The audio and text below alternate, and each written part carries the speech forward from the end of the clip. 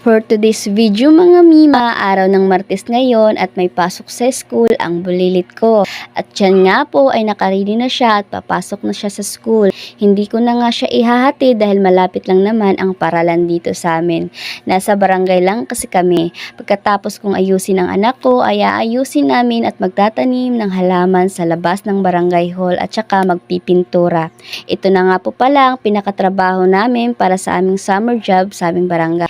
Actually, medyo marami kami dyan, pero may pasok yung iba. May summer class din ako mga mima, pero halos modular lang din naman. Kaya medyo marami akong bakanting oras habang nagsa-summer class din. Bale, mga mima, nagtanim lang naman kami ng halaman sa bilog na yan at pininturahan ang mga bote para mas gumanda. May taga-video nga ako niyan, sabi ko ayusin mo para may pang-content ako, char. At mga mima, matagal nga kaming natapos dyan kasi pati yung pinakapinto ng barangay hall ay sinabay na namin kasi sayang naman at marami pang pintorang natira. At nagpapasalamat ako sa mga programang ito ng DOLE dahil malaking tulong na to sa aming mga nag-aaral ng college. Kasi hindi biro ang gastusin sa pag-aaral. Ngayon, lalo na sa akin, halos asawa ko lang din ang nagpapaaral sa akin at may anak rin kaming nag-aaral ng grade 1. Pero thankful ako dahil hindi ko na lang namamalayan at malapit na akong matapos. Isang taon na lang, konting push pa. And I hope na matapos ko to. Kaya sa mga estudyante dyan, na tulad ko rin na hindi naman mayaman, kahit pa may anak ka na, kung pwede pa naman mas mabuting ipagpatuloy ang pag-aaral